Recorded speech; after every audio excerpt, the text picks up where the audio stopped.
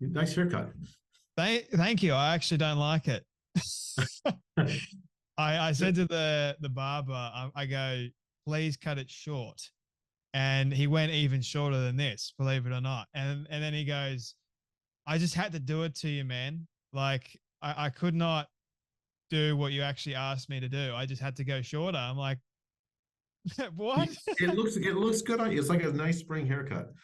Yeah. I mean, I just the whole story is I ended up going, I don't like it. It's too short. And they said to me, look, Jay, we know you don't like it. We're willing to give it to you for free. And I said, no, no, no, I'm not that sort of person.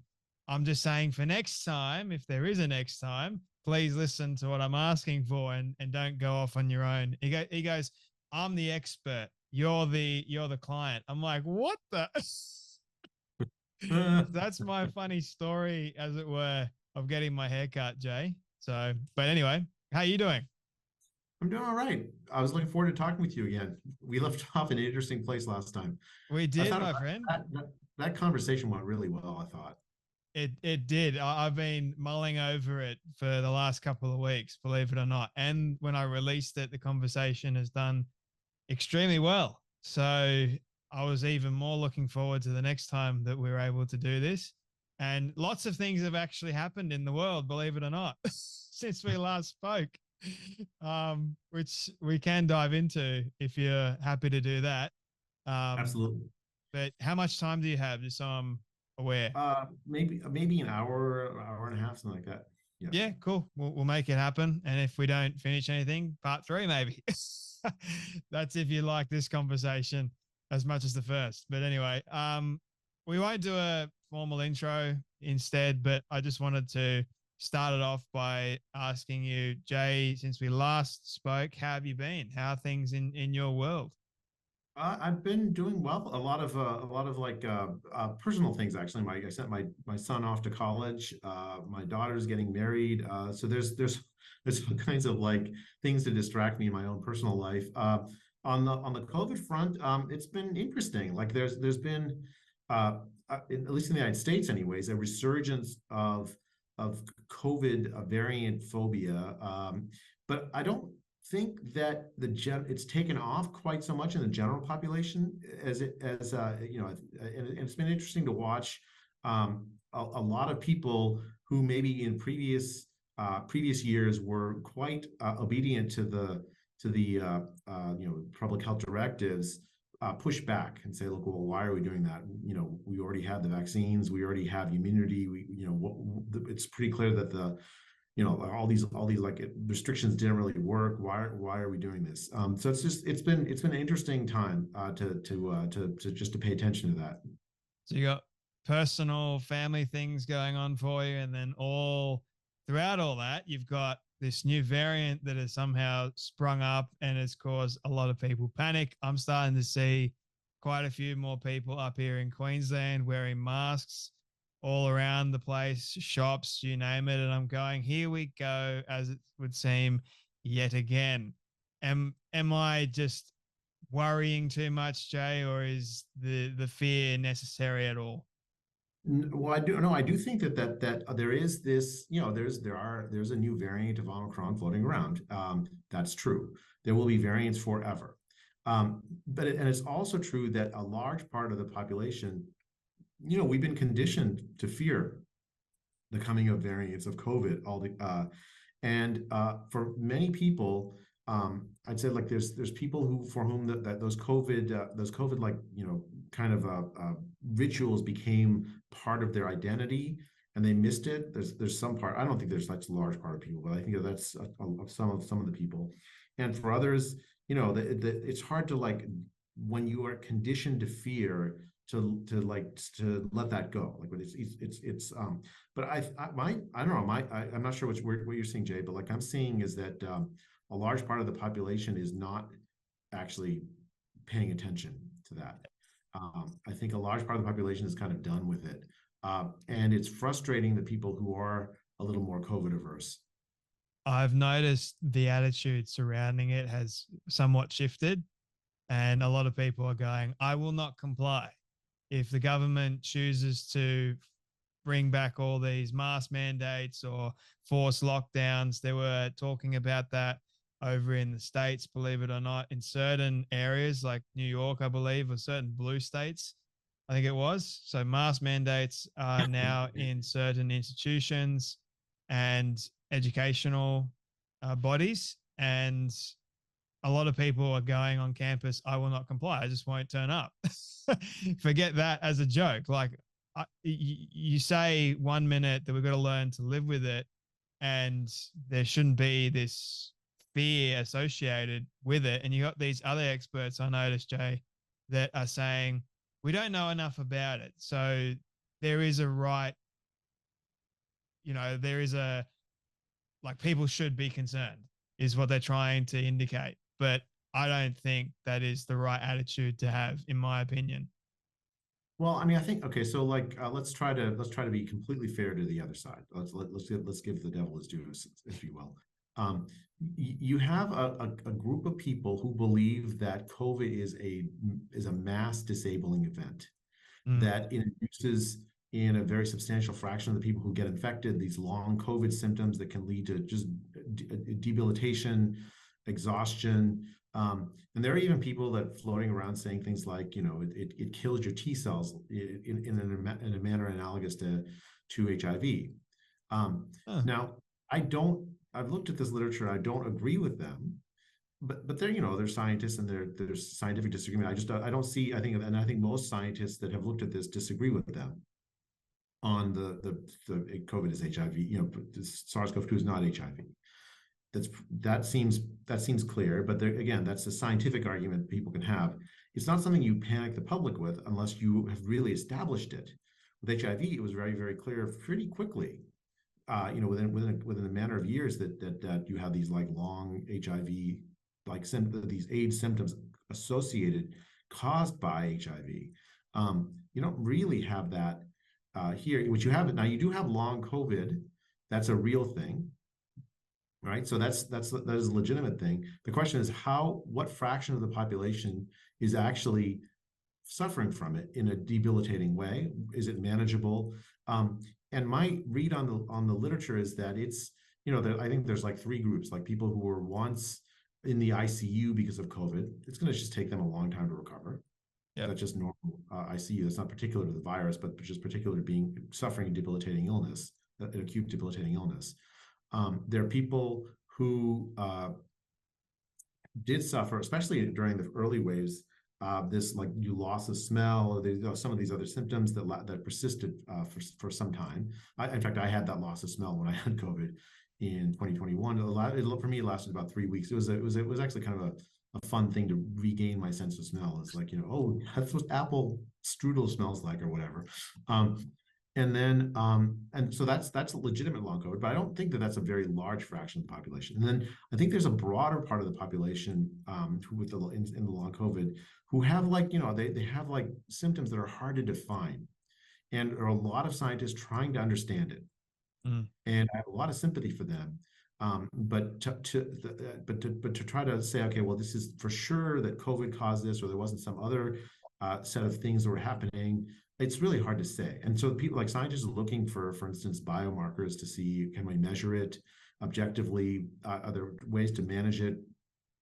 And there's, people are proposing things. I think it's a time of like some uncertainty in that area. To me, the question is, let's say all of that is like that long COVID is like really, really quite a bad thing. I mean, I don't agree with, I just described what I think, but let's grant. The question is, what do you do about that? Do you disrupt society in the way we disrupted society in 2020, 2021, and even to 2022 in order to avoid it? Mm. And the problem is that the disruption of society didn't prevent people from getting it. It just caused harms. Yeah. So what then is the purpose of it? Especially in an environment where the vaccines are readily available, and many people, most people have had 1, 2, 3 doses, and more importantly, most people in the population have had COVID and recovered, which by all like indications provides pretty substantial protection the next time you get it. And if it causes long COVID, well then, it's like, the water is coming in. Do you like throw yourself to drown before the water comes in? I mean, I don't think the water's coming in. Mm. I think the tide has already come in and washed over us, and we're now no longer COVID immune, or no COVID naive, right? We have had COVID and recovered, most of us. So I think that they're just like, um, a lot of worry left over from the pandemic, caused by the fear mongering and whatnot during the pandemic, and it just has to play itself out through society. What goes on when someone actually gets long COVID? Like, why is it that some people get it, meanwhile others don't? I don't know the answer to that question. I don't think anyone really Huh, knows the answer to that question, that's right? interesting. So like I said, there's not a biomarker that is like, blood, something in your blood or some other measure that distinguishes somebody from who's likely to get it from who's unlikely to get it, or even measures it objectively. A lot of it is like subjective symptoms of fatigue. It's actually very similar in some ways to this syndrome of uh, uh, chronic fatigue syndrome, Mm. right? It has some versions of long COVID have some characteristics that look like that. And we don't know anything. We don't really know much about that either, right? So it's just, and there's a lot of people that have it, that are like that, have that kind of profile. What I don't even know what to say about that profile, because there's no objective biomarker that I'm convinced by. Yep. And I don't, so I don't, I think it's one of these things where, like, it's a complicated syndrome and there are different people in it. It's a very heterogeneous syndrome with like different causes for different things within it. It may not even be a single syndrome.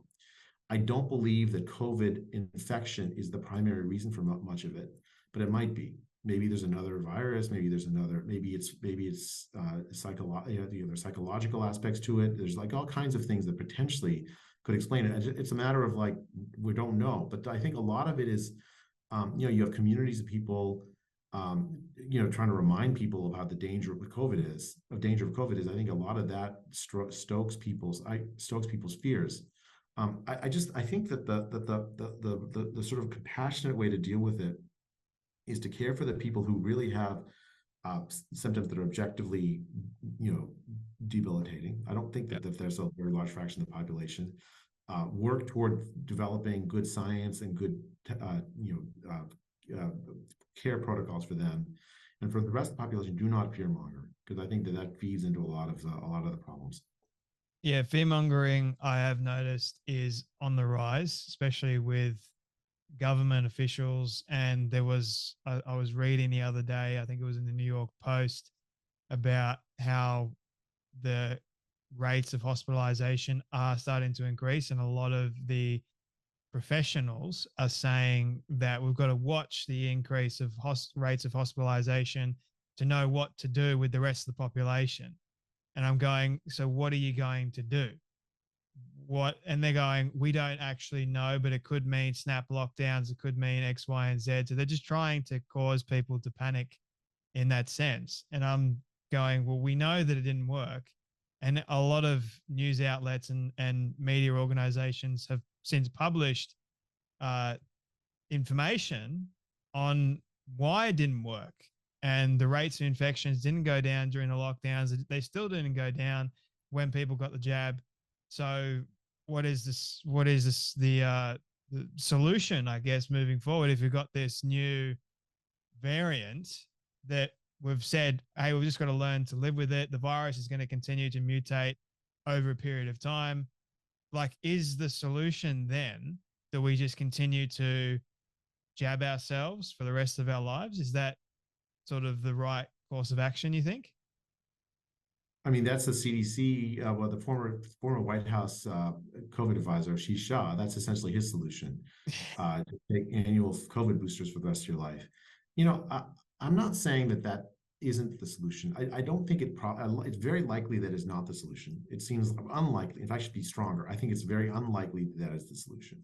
Mm. But if someone that's going to say that from a position of authority should have very strong evidence in favor of that before they say it, or certainly if you're going to believe them, they should have very strong evidence. That strong evidence should come in the form of a randomized trial, Yep. a large randomized trial of the sort that was conducted for the first COVID vaccines. And we don't have that. They haven't asked for that. The regulatory authorities haven't asked for that. That evidence is not in existence. And so it's really just, I have to say, Jay, it's impossible to answer you with evidence that doesn't exist, that should exist if the regulators were doing their job.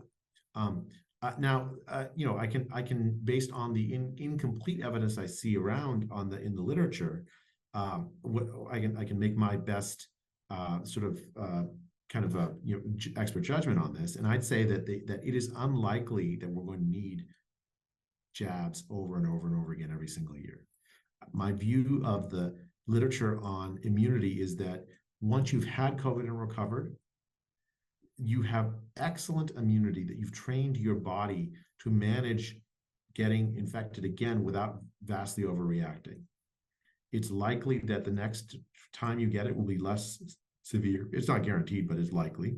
Yep. And less likely to produce hospitalization, less likely to kill you the second time you get it, because it's not, and now you can get it a second time. I've had it twice. So the immunity isn't like that. It's not sterilizing in the sense of it permanently means you can never get it. The next time there's a variant that evades the antibodies that you have, might get it again. But it is not the fearful thing that it was in 2020. What do you think, or here's my curiosity surrounding this. So a vast majority of people have got at least 2 jabs, sometimes 3. What would be the result of getting, say, more than 5 or 6 of the COVID jab they keep reintroducing and saying that it's safe and it's effective, but then people still end up getting COVID? Is that weakening the immune system, you think, or is it actually helping it if you're just continuing to put this into your body, let's say? So that again, it's very difficult to answer the question, Jay, without a randomized trial. I'm making you think today, Jay. Well, it's not a question of thinking. I was like, it's just, it's hard for someone that's put in a position like me, because I rely on good evidence in order to answer the questions like that honestly and with some degree of likelihood of being right. And that evidence just isn't in existence, right? There is not such a randomized trial to ask what happens to people after their 5th jab versus their 4th jab, right? There's a lot of like things like that where you would like to have good randomized evidence, and there just isn't. And yet I see experts going around very confidently saying, yeah, go get your nth jab, without any evidence. Now I also see experts saying, like, if you get your nth jab, you're going to deplete your immune function and all that. Again, it's very, very, these are the kind of fights in science that happen when there isn't excellent evidence to resolve questions like this. And so I'd say, like, I mean, I just tell you personally, I don't feel any need to get another jab. Like the first time I got COVID was after 2 jabs, and it wasn't fun. I lost my sense of smell. But then the second time I got COVID, about a year and some later, it was pretty, it was a cold. It was less. It was just about. It was, I've had worse colds. I don't have any long COVID symptoms that I can discern. And the evidence in the literature, I just don't see any convincing evidence that my T cells are depleted, so the next time I'm getting more and more I'm not getting more and more illnesses. Now, I'm an N of 1, and one should not infer anything from an N of 1, right? So I have to, like, then look at the literature and try to make my best guess on, and unfortunately it's a guess because, like, the literature is not complete. We don't have a randomized trial to answer these kinds of key questions. But my reading of that literature, my best judgment on what I believe to be reliable, is that my experience is not atypical. In fact, it's the typical experience. Most people have had COVID and recovered. The next time they get it, it's going to be milder. Like you, Jay, I got COVID the first time after my 2nd jab. And I'm not entirely sure why that was the case, because I was exposed during the entire pandemic to a lot of people that actually got infected with Delta or even Omicron, and I didn't get it. And then lo and behold, I ended up getting it, not once, but 3 times, believe it or not, after my second jab. So my theory behind that was my immune system just didn't agree with the vaccine and it depleted it enormously and it made it even more susceptible. Or who knows? Like this is probably going to be a conspiracy theory for you, Jay. Well, I think it's like another possibility is that you, for whatever reason, Omicron evaded the immunity that you had previously. Mm, If you were exposed before, and it may be particular to you. There's 1,000 possibilities, yeah. Jay, and the problem is like you can't exclude these stories until you have solid scientific evidence. The scandal is that our regulatory bodies and our regulatory agencies have not demanded from these pharmaceutical companies that are making billions and billions of dollars off these jabs, uh, excellent definitive scientific evidence in the form of randomized trials before they make these decisions about recommending to the population at large to take these things. Why do you think that is the case, though? Why is it more that they won't like the results that will come back, or they don't necessarily need to do all these randomized trials? Okay, so again, let's give the devil his due. So let's say what Yep. what they say, right? So what they say is that this is like the flu, in the sense that every year we update the flu vaccine without a randomized trial. Actually, in the northern hemisphere, what we do is we look to you guys and see the strain of the flu that's floating around Oz for in your winter, our summer, and based on that, we devise the sort of the flu vaccine for the next season for the northern hemisphere. Okay, and sometimes we guess wrong. Sometimes the variant of the flu that's floating around in the southern hemisphere isn't the one that becomes prevalent in the winter up here Mm, during your summer. And that means that more people get the flu. And sometimes we guess right, and that means fewer people get the flu because we guessed right with the vaccine. The key thing there is that, and so the people reason by analogy. They say, okay, well, if that's the right process for the flu, well, why can't we use this same process for the COVID vaccine?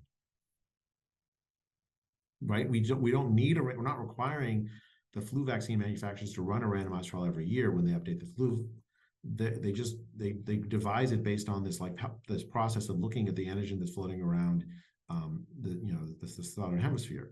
Well, the problem with that reasoning is that the flu vaccine has a long track record, and and really the most important thing is that long track record of safety.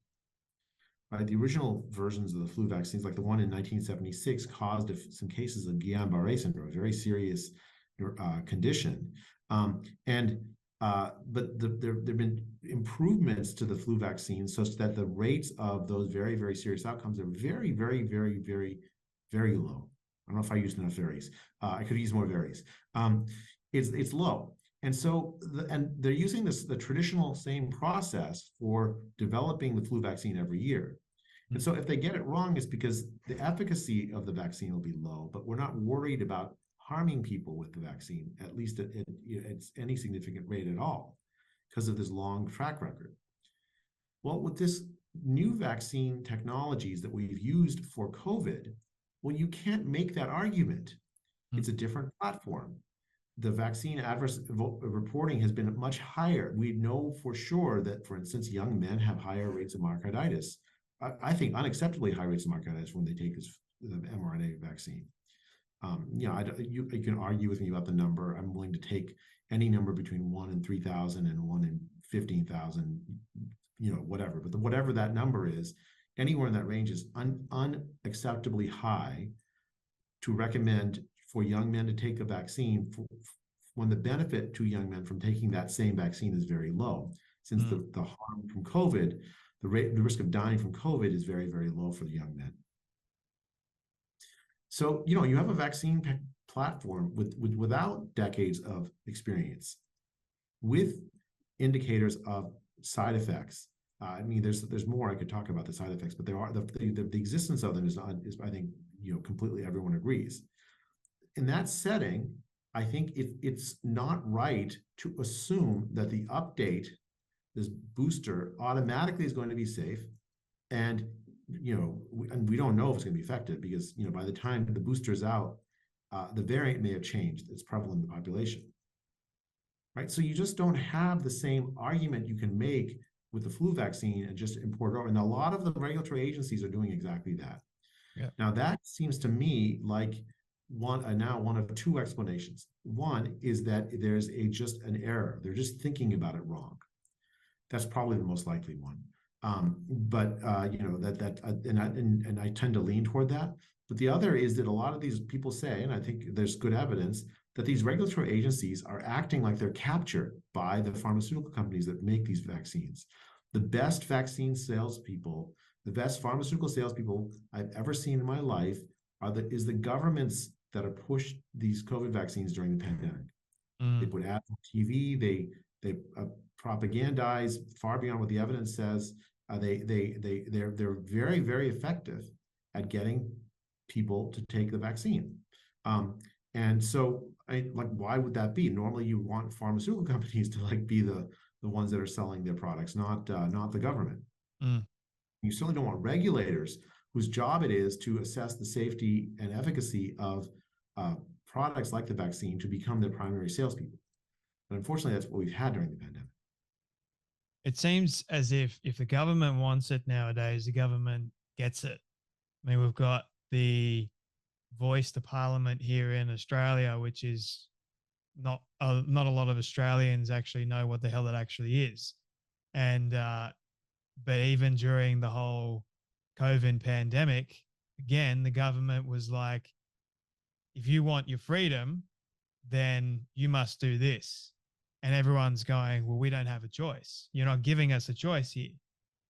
And on equal terms with the voice to parliament, the way they're marketing it is very similar to what they did with the whole, COVID pandemic, the ads. They're spending millions of dollars on all this advertising to try and persuade people on one particular side, not the other side. You won't see the government on the no campaign, for example, on the voice to parliament, and you won't see the government again with the don't get the jab kind of marketing material. You won't see any of that, which is surprising to me because I thought the government was meant to be for the people, Well, I don't have to say I don't know much about the voice of the parliament, but I'll say a couple of things about that I've observed recently in Australian politics that have concerned me. Yeah. One is apparently there's this bill, this misinformation bill floating around. Yep. That essentially looks to me like a severe restriction on the rights of free speech of Australians. Because who's going to decide what's misinformation? There'll be government officials that have an interest to make sure that they're not criticized by outside voices. And they will use their tremendous power under this bill essentially to excommunicate from the public square people who disagree with them. I don't see how that's compatible with democracy. And then the second thing that's concerned me is, I'm not sure how you pronounce his name. Your Prime Minister Albanese. How do you pronounce We call him Albo. Albo. Okay. Actually, I probably should figure out how to actually pronounce it. Albanese is the legitimate name, but everyone just goes Albo. Australians shorten everything. Jay, can you give me 2 seconds? I gotta open the door for my dog. Oh, sure thing. Sorry about that, Jay. She's been banging down the door. That's a good You can cut that out when we anyway. So the Albanese government, when they were elected, they promised a COVID commission to do an honest assessment of the COVID response in Australia. And from what I can tell, they have violated that promise. They've worked hard in Parliament to make sure that such a commission does not happen.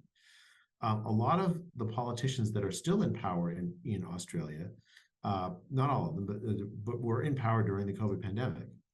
Dan Andrews, for instance, comes to mind. They have a lot to lose from, I think, an honest COVID commission, because I don't think that they're going to come out looking very good. And I think that is, maybe I'm being too cynical, but in my view, that is motivating the delay in forming such a. But I think the Australian people deserve to know, honestly know, were the decisions made by public health officials and by the government right? Did they harm people unnecessarily? Did they work to protect Australians from the harms of COVID? What were is there evidence of corruption in funding decisions for who got contracts. For instance, the pharma contracts, the testing contracts, so on. The test and trace procedures. Were there human rights violations during the lockdowns? We already know of one. At least I've seen. There was a court case in Melbourne of people living in public housing that were locked into their apartments for weeks. And a court, I think, just ruled that it was a mass civil rights, it was a violation, and awarded each resident, I think, 2,200 Australian dollars in compensation. I think these are all issues that are vitally important. Why did the campaign to vaccinate the Australian population take so long? I mean, especially this is salient because during that time, there were hundreds of days of lockdown in places like Melbourne, right? That might have been avoided had the campaign's been started earlier. So you have like a lot of like really important questions that the Australian public deserves an answer to.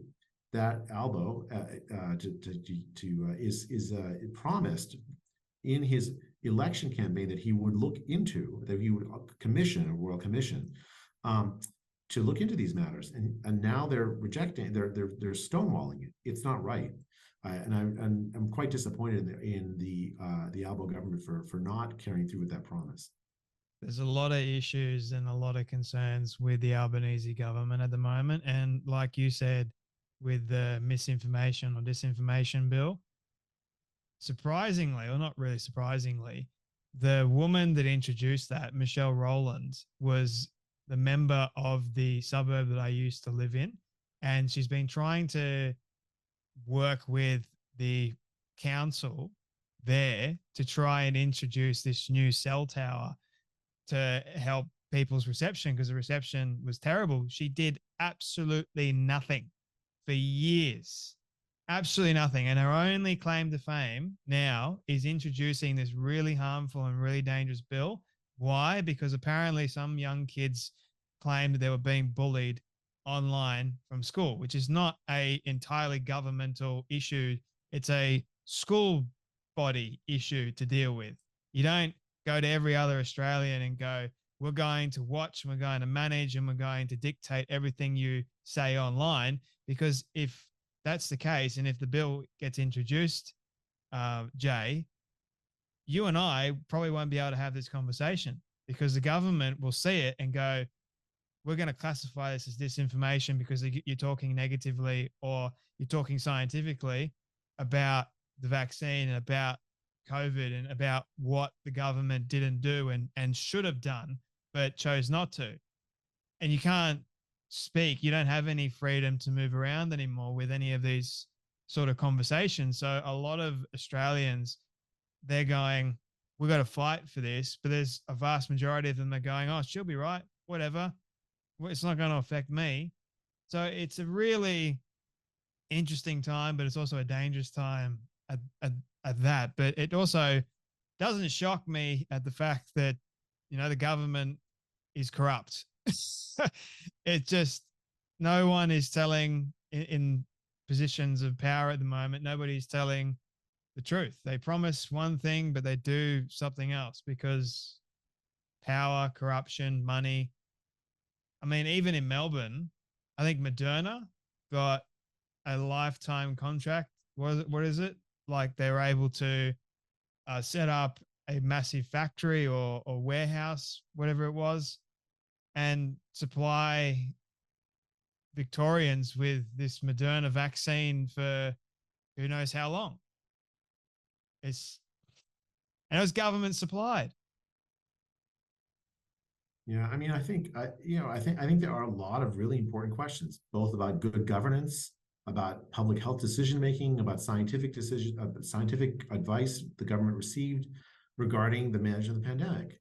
It is absolutely irresponsible of the Albanese government to stonewall their promise they made during the election of answering those questions. It just seems like so obvious. I expect the Australian people will want answers to these questions. It would surprise me that they would not want them. I mean, that's partly why they elected this government. right? Because the previous government, I think they partly rejected because of pandemic mismanagement is my take. Um, so, I think it's in the interest of every Australian to have this honest assessment. Well, it's also the fact that the government that's in position of power at the moment, no one's really holding them accountable. So they're able to do whatever they want to do. And the Australian public is going, oh, sure, by all means. And the few people that are actually saying, no, we've got to hold you accountable to your promise. You made it. So actually stay and keep to it. Like those voices are drowned out by these other people that are going, we love you, Albo. We love everything you're doing. Everything is all fine and dandy. Meanwhile, the economy's shocking. I mean, everyone's feeling it. Like that's the problem. But they're too scared now, thanks to COVID and lockdowns because of censorship.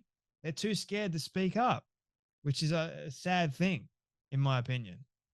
So, Yeah. Well, very I interesting mean, times. it's a dark time for the democracies of the world. I think the COVID era ushered in uh, unprecedented powers, but on the part of governments to suppress speech, to control political narratives, to deploy propaganda and fear that in normal times would never have been legitimately used in democratic societies. And governments have maybe realized that they can do that and get away with it. And I guess we'll see. We will indeed, my friend. We will indeed. I wanted to shift this conversation from COVID to asking you about you're a man of faith. And I wanted to speak about your actual personal story because sadly you didn't get a chance on Lex Friedman's podcast to expand upon it. And I wanted to give you that time and that space to do that. And I'm very curious in learning more about who is Jay Bhattacharya. Uh, so Jay, please, like, where were you born? Did you grow up in a Christian family? And what got you interested in science? Okay, so I really haven't told the story very much in public before, Jay. So this is again, you are now asking me questions that other people have not asked me to do. So I'll just, but so and I don't know how many people really be interested in my own personal story, but I'll just, since you're asking me, I'll tell you. Thank you. I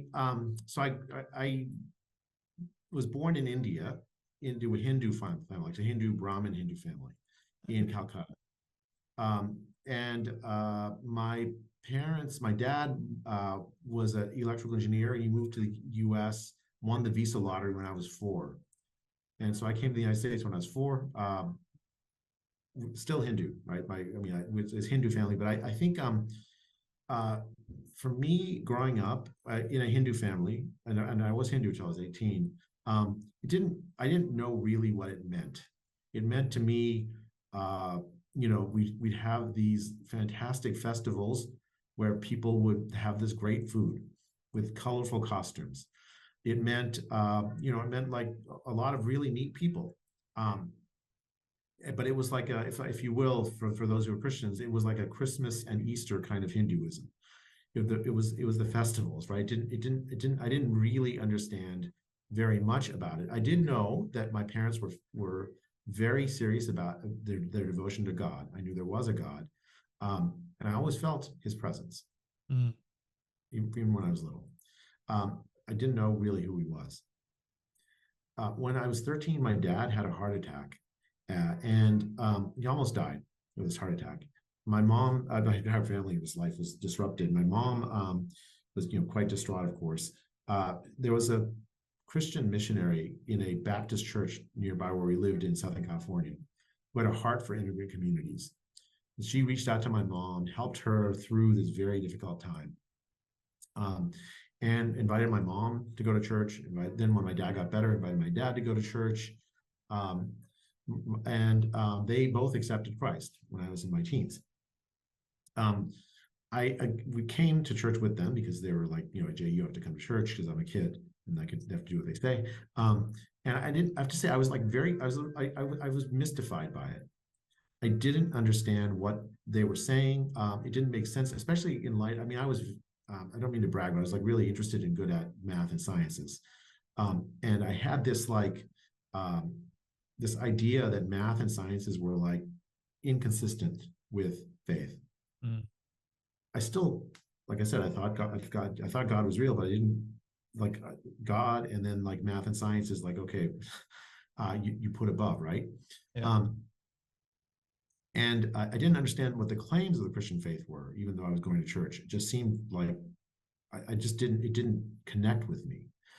And I have to say, and you know, I think if you knew me as a kid, you wouldn't say I was a bad guy, but I just the way that I would look at people and the world, it really elevated people's minds above everything else about them. I would look and say, okay, well, that person's smart, but it's not just that person's smart and therefore worth interacting with. It was because they're smart, they're good. Mm. I inflated in my head. I didn't. It's not that I treated people who I didn't think was smart as bad, but like I just there was this moral tinge that I think sometimes happens when people have a lot of pride in a particular thing, right? If you're a good singer, maybe you think well, people who can sing are good and people who can't sing are bad. I don't know, but for me, it was like science and math, right? Are you good at science and math? You're a worthwhile person. If you're not, well, now again, if you talk to me, I wouldn't have ever verbalized that. I knew again deep down that was not really right, but hadn't really rejected it. When I was 18, I had this spiritual experience. I mean, I don't know how else to describe it. I met Christ, Mm. where I felt this deep conviction that idea that I had about what was the path to righteousness was really deeply wrong. That there was something wrong with me in thinking that way. In the Christian language, you say like I was convicted of my sin, of pride, Yeah. and my life changed. Like my life just fundamentally changed after that. I still didn't know what the real claims of the Christian religion were when I was 18, but I knew that I had to pursue it. And I spent the last 37 years trying to figure out what the heck happened to me, you know, when I was 18. Um, so that's how I became Christian. Does it make more sense to you at the age you are now and with the experiences that you've been able to have more than when you were 18? I mean, I think there's some element of mystery in all of this. Like if anyone tells you it's purely rational, I think can't be right. Yeah. Right? It's not the experience of anyone who's serious in faith, I believe. But at the same time, anyone who tells you it's purely irrational is also not right. They haven't really understood it. Um, and I think that that's true for any faith. If you're an atheist, it's the same way. There's an element of rationality, an element of irrationality to it. So yeah, I think I've made a lot more sense of it. I mean, I now know what the claims of the Christian religion are, for instance. That sense of sin comes with this sense of despair. What can I do about it? Uh, how can I be better? And the answer is like you can't by yourself be better. It's a gift of God. It's a grace from above that allows me to have those sins washed away, to then become possible for me to develop into the kind of person that I really meant to be. Right, again in Christian language, that God put me on this earth to find my purpose, and that's a walk. It's a long, never-ending walk. Have you had And any? Sorry, you go. oh no, go ahead. I was just going to ask you, Jay, have you had any crisis of faith along the journey as well? I haven't actually. Actually, I have to say, I mean, I've read people who've had crises of faith. I think the closest I might have come, if I was going to have one, would have been during the pandemic. Because I had a sense of where my life was supposed to be and who I was and what I was about. And the pandemic overturned that in many ways. But through that whole pandemic, I never felt that my sense of purpose actually changed. In fact, it deepened. I've been put here for some purpose. That sense never went away during the pandemic. So I guess I should say no to that. I mean, I think partly these kinds of like crises of faith come from unrealistic expectations about what to gain from a walk with God. You're not gaining money, you're not gaining power, you're not even gaining you're not getting any assurance that you're going to have an easy life. In fact, the promise is the opposite. The promise is you're going to be challenged in ways that fundamentally transform you. to the kind of person that God meant you to be, and that's not going to be comfortable, right? That's what the saying, Christian saying is like, Christ says, take up your cross and follow me. I mean, just listen to that. Like, really, do I want to do that? Yeah. The answer is yes, yeah, because otherwise, what you are is just you're stuck with in the old version of you that's not really who you're supposed to be, who your purpose is not. Mm. So yeah, I guess I wouldn't say I have a crisis. I do know I have a deeper sense of my reliance on God for so many things. But I don't. I think when I say that out loud, and people are going to say, "Okay, they're going to roll their eyes." But I don't know what to tell you other than that's my own personal lived experience, if you will. And I can't imagine my life without it. It's in the scientific realm. I think you have to reason scientifically. You have to reason from the premise that all causes are material causes, right? Because it's not a valid argument to say, oh, well, there's a spiritual element that then caused this material thing to change in this particular way. I think that's invalid science. So you can reason with everybody in the scientific way, even people who don't share your faith or idea of who God is, because we all start from that same premise that only arguments from material reality are correct, or not correct, or admissible. Yeah. I think it's a very valuable way to reason, and you can see from the history of the last 500 years of the Enlightenment that it produces tremendous advances in our knowledge of the material world. And so I don't feel any sense that the way that I reason scientifically is at all at odds with this. Science is a tool, a really valuable, beautiful tool for helping us understand the way the world works. But it's not the only tool, I think, that is available to me for the things that I think are most vital, right? Who should I love? How should I love? What sacrifice should I make? What is my purpose in life? Those are not scientific questions fundamentally. Those are not material questions fundamentally. And to expect science to answer those questions, those are the most important questions of my existence, is I think would be foolish to me. I don't think, by the way, I should be clear, I don't even think anyone uses science to answer those questions. They try to sometimes. I don't think science is not developed for that. Science is a process for understanding how our material world works, a very powerful one. But that process doesn't love you back. It doesn't answer the question of is it right to be good? What does it mean to be good? What I mean, I think those questions are beyond science. I've asked this question to so many people, and I love getting a variety of different answers because it's either yes or no, but diving into the no side as well as the yes is why people think, yes, humans are inherently good. What does that actually look like? Can you please elaborate? Can you please explain and expand on that? But as Christians, we know that we've got a sin problem, which means that we are not inherently good. We've got a issue with the inherentness of sin. It's a sin problem. We've got to deal with that sin. But even though we have repented of that sin and asked Christ to wash us and to cleanse us, it does not mean that we are now inherently good.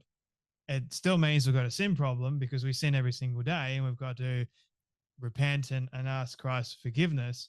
Now it just becomes of, I know that I've got the goodness of God residing within me, which enables me to then work and try and be as good as I possibly can to others and to people and you name it, like even to myself. Like I've got to be nice and good to me, and I've got to be good to you because I want to be that, but also because God desires me to be that if I say that I am a Christian. So I think for Christians, understanding that, it makes a lot more sense.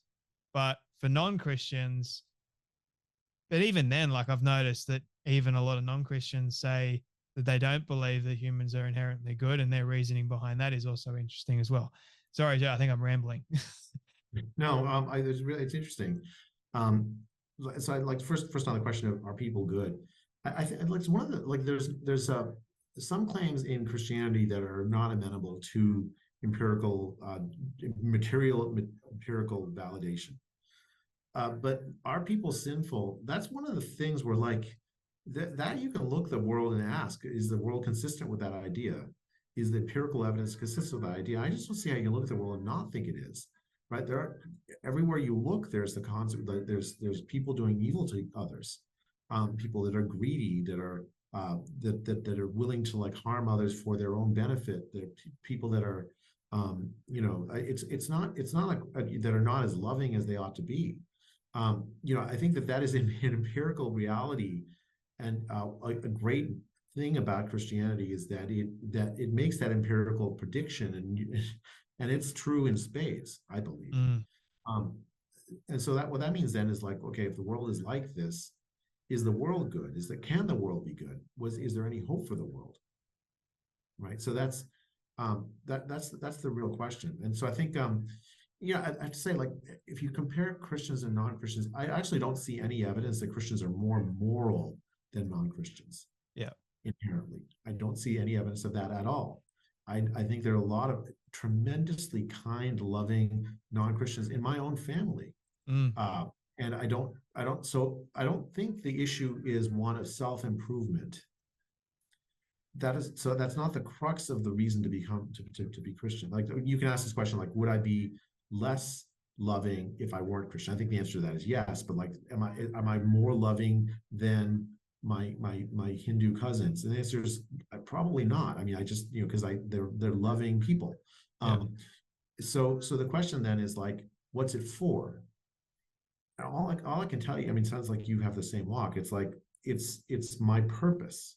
It's what I'm put on this earth for. I've discovered that through my relationship with God. And that can only happen when I've accepted him in that walk. And that can only happen when he's forgiven me for the sins I have, for the lack of loving, my inability to love. He's made me to love others, to love my neighbors. He's made me to consider many, many, many people my neighbors that I would otherwise never consider my neighbors. And he's made me to love them, and to understand how I'm to love them. Well, that's a walk. That can only come from, I think, this act of grace. You can only start that walk with this act of grace, I think, at least for me. I think that people do have natively a very different capacity. Some people are born natively more capacity to love than others. I've seen that in my life. I'm sure that everyone's seen that.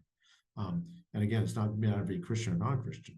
But I can say is, like, as a Christian, I have developed that capacity to love greatly as a result of my walk. I've learned what it means to love.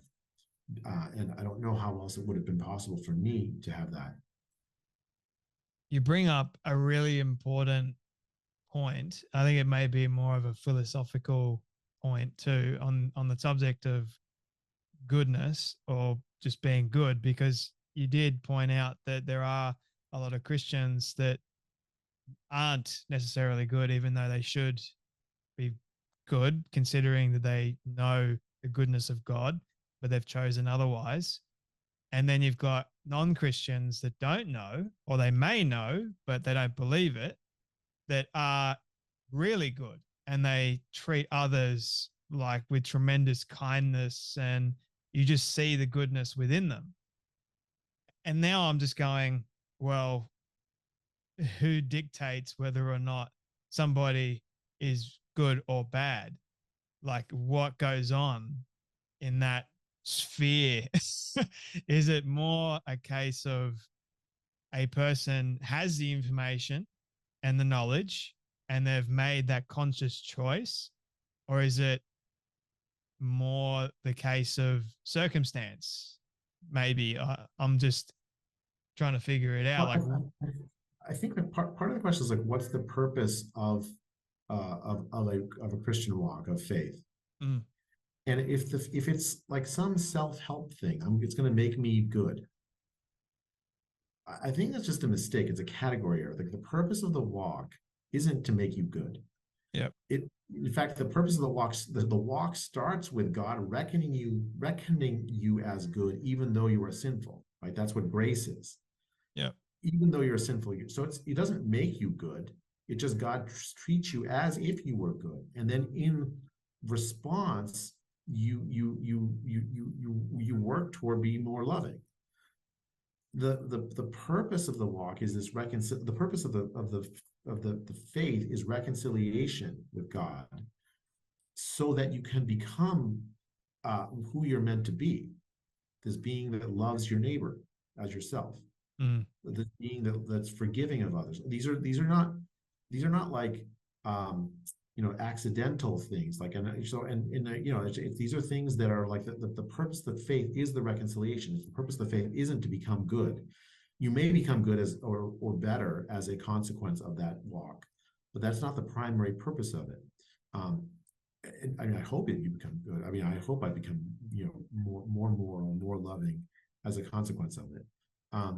But the primary purpose is reconciliation. Hmm. It's just making me think even more. Like you explained it a lot better than what I did. Or I tried to explain it, but you just you did a much better job of expanding Well, I think, on thought.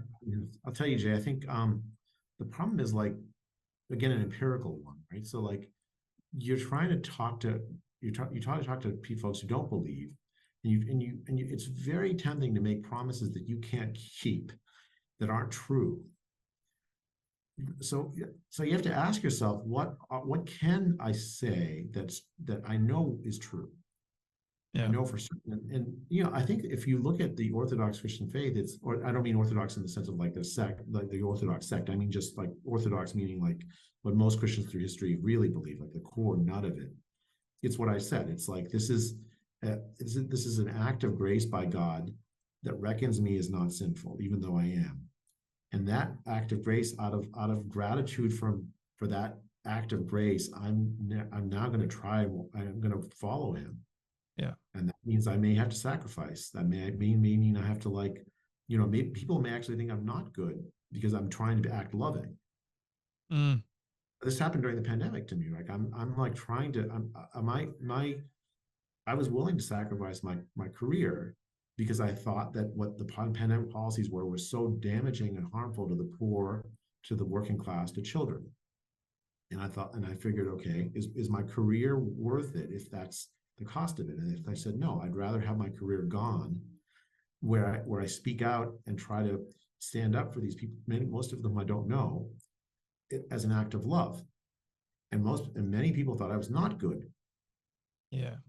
that I was saying dangerous things, even though for me it was an act of love, out of a desire for the well-being of people I don't know, kids that I don't know, children, poor people who are starving because of the economic dislocation of the lockdowns. I mean, for me, those were people I owed my career to, and even if it meant that other people would think I'm not good, I had to do it.